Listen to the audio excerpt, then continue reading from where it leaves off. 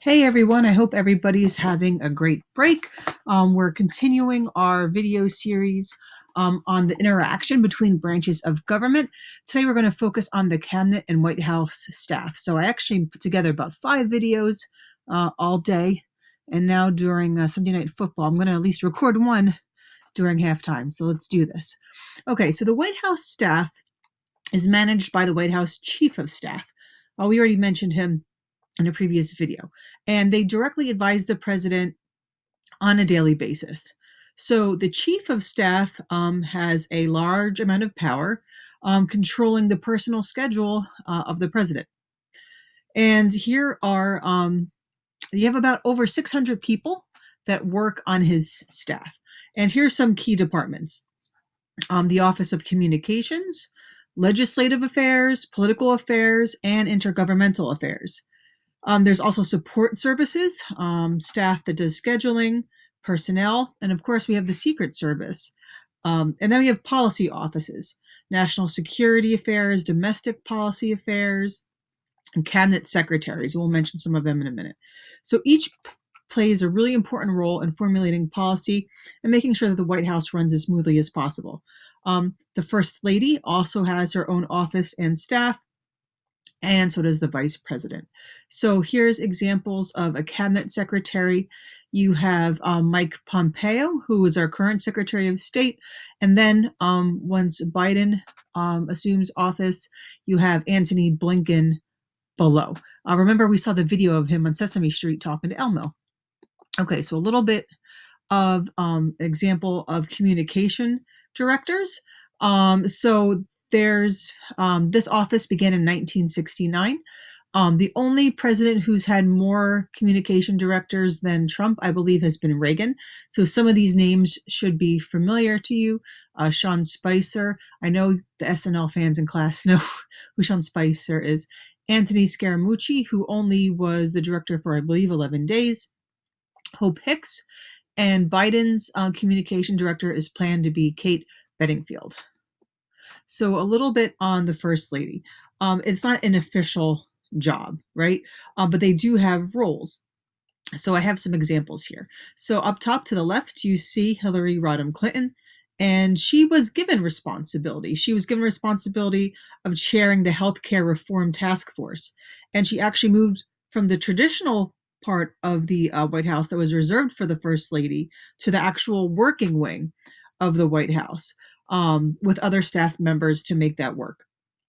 Her efforts to get comprehensive health care ultimately failed. That bill failed. And then after that, Clinton took a more traditional role as the First Lady. And that continued into Clinton's second administration. You have the whole Whitewater investigations. We'll talk a little bit about that later. But she was an important advocate for children's causes during her time in the White House. And she was, you guys know a little bit about her. She was elected to the Senate and became the presidential candidate in 2016. First Lady Michelle Obama to the top right. She followed the Laura Bush's model of using influence to other childhood-related things, preventing childhood obesity, working with veterans and their families, things like that. Then we have Melania Trump on the bottom left. She took on the cause of preventing cyberbullying, and she was actually trending on Twitter today, the president complaining that she was not on magazine covers the way other presidents have been. And then on the bottom right, we have Dr. Jill Biden, who will be our next First Lady, and she was trending just about a week and a half ago when an opinion piece from the Washington Post sort of belittled her use of doctor, and it was just seen as a very, misogynistic situation. Okay, so now we have presidential conflict with Congress over national security. So this is an area of potential conflict between the president and Congress, because the president is the chief diplomat and they have constitutional authority as the commander in chief. But we know Congress has the only ability to actually declare war. But with the advice of the Senate, the president can make treaties with other nations and appoint ambassadors. So who's some of the key issues here? I just want to show you some of National Security Advisor history. We have Condoleezza Rice, who was a National Security Advisor under President Bush and was the first female National Security Advisor. We have Michael Flynn, who was an advisor to Trump. He's been in the news lately because he has been pardoned. And Colin Powell, since we last talked before school let out, is saying that if he was like in the Department of Defense, he would call him back in and then try Flynn. So we can talk about that when school comes back. We have John Bolton, who was also a national security advisor under Trump, but has now been very critical of him. Robert O'Brien is our current national security advisor, and Jake Sullivan is the nominee to be the next one under Biden. So, I thought I put, all right. So just so you know, this relates to Article 1, since Congress has the power to declare war. All right, so I'm going to give the example of the War Powers Act. The ability of the president to make war without declaring war has caused the most problems in this area. So since Vietnam War, remember, it was not actually declared a war. Congress never declared war in Vietnam. It was a conflict. But Congress has, because of that, has been concerned with the president's unilateral commitment of American troops in different areas. So in 1973, Congress passed the War Powers Act, which overrode Nixon's attempt to veto it. This act states that a president can commit the military only after a declaration of war by Congress or by the specific authorization of Congress, if there's a national emergency or if it's in the national interest of the United States. Once troops are sent, the president has to inform Congress within 48 hours, and he must stop that commitment, or she must stop the commitment, after 60 days. Okay, so what leverage does the Congress have? They have the leverage to withhold funds. So we're not going to give you the money to continue sending these troops. Proponents of this measure point to military actions that's happened since Vietnam, which would be examples like Reagan invading Grenada, Bush invading Panama, and Clinton invading both Somalia and Bosnia. Gosh, when I went to airborne school, Sergeant Airborne was part of the Panama invasion, and he loved to remind us of that fact. You also have, in 2019, both houses of Congress passed a war powers resolution to pull U.S. support for Saudi-led efforts that were going on in Yemen. Trump did veto that. All right, so now what other type of conflicts can we have? Over Supreme Court nominees. We've just lived through that this year already. We've seen it. So the other two branches of government, right, the executive and the legislative, are linked in the process. So they join forces in selecting federal justices. Okay, who else takes a role? Well, do you remember when Judge Amy Coney Barrett was there, and there was members of the American Bar Association gave them their input? They said, why they thought she was a good candidate. That was part of this process. The president has to win approval of the Senate for these judgeships. And as a senatorial courtesy, they usually do so. But it's become more tense, I guess you'd say, over time. When a Supreme Court nominee appears before the Judiciary Committee, we've talked about that. Right now it's led by Lindsey Graham, right? Issues such as, and I have them here, constitutional precedent, judicial activism, their legal writings, their past judicial decisions all come up. But then there's other sort of non-related but related issues. Opinions of interest groups, the public opinion of the nominee, the media opinion of the nominee, their ethical and moral and private actions. We saw that a lot with Judge Kavanaugh, right? What he did, he was accused of doing when he was younger. So here's some examples here. In 1987, Justice Lewis Powell retired from the court, and Reagan nominated the man you see here with like the sort of old school beard, Robert Bork. Bork was an assistant attorney general in the Justice Department under what's known as the Saturday Night Massacre. That is when Nixon fired the Attorney General Elliot Richardson. So Bork was third in line and carried out Nixon's order to fire the special prosecutor, Archibald Cox. And he was investigating the Watergate break-in. So Bork was a conservative jurist and believed in judicial restraint. All right, we're going to talk about that on the next video.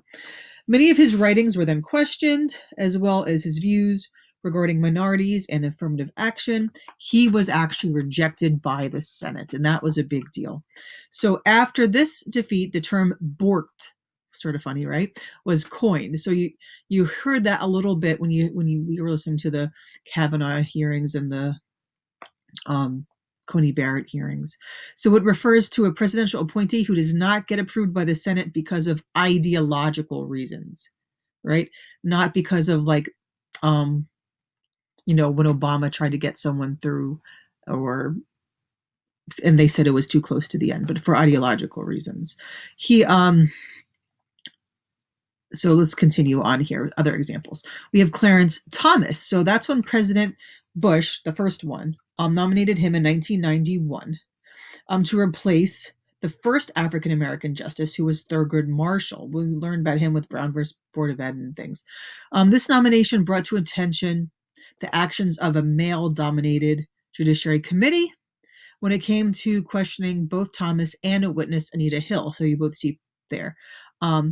Thomas was confirmed by the vote 52-48. So you can learn about why that was a big deal. We will also talk about it in class. The confirmation brought to the forefront the conflict between the president's constitutional authority to nominate the person he considers best qualified and the responsibility of the Senate to approve the nominee. Not to plagiarize that line, I took from Barron's AP. So a few different sources here. Clinton nominated Ruth Bader Ginsburg and also Stephen Breyer, right? And that was sort of the idea to depolarize the process. Both of them got Senate approval, right? And Breyer is still on the court. And we have Bush, when Sandra Day O'Connor left, was replaced with others, not a female. When Chief William Rehnquist died, President Bush decided to nominate Roberts as Chief Justice, leaving O'Connor's seat vacant until Robert was confirmed. And then so he had a few spots. President Obama, he had Sonia Sotomayor and Elena Kagan, and they were approved by this. Now, we all know that Trump has since appointed 3 to the court. Gorsuch, Kavanaugh, and Amy Coney Barrett. Okay, so new technology and the presidency. The bully pulpit, that is a good historical term to know. If you think of presidents who have been powerful, who've been influential, that demonstrate leadership, that are just sort of strong and bold and sort of commit and lead an agenda, they use the bully pulpit to advance those agendas, to advance their policies, to talk with and relay these ideas to the American people. This term was coined by Teddy Roosevelt, who you see, who definitely sort of fit that model. So what do they use the bully pulpit as their ability to manage a crisis, to demonstrate leadership, to appoint other cabinet members or Supreme Court justices, to set a national agenda, to achieve legislation on the agenda, to announce foreign policy initiatives. And you see there a political cartoon of, I guess, a bit of a mocking of the way Trump uses his bully pulpit and how it's changed over time. Social media and the rest of the media. And we had that multiple choice practice question we did on this. So as the internet has increased, it's been a new form of communication, and presidents have taken advantage of that. And this includes everything. This includes email, blogs, Facebook, Twitter. I don't know if any president has a TikTok account, but some people in Congress have Snapchats and Instagrams we've talked about. President Trump, known as the Twitter in chief. I just shared with you a little screenshot of some articles that came out this week. I think the president has had close to And that says there 44 million in that screenshot, but that might be old. I'm pretty sure it's close to 89 million Twitter followers. But he's saying he's actually been losing some since the election. And there's a sample of one of his tweets as well. And he's even used Twitter to announce firings before some people even known that they were fired. All right, so our next video will be on the judicial branch. Stay tuned.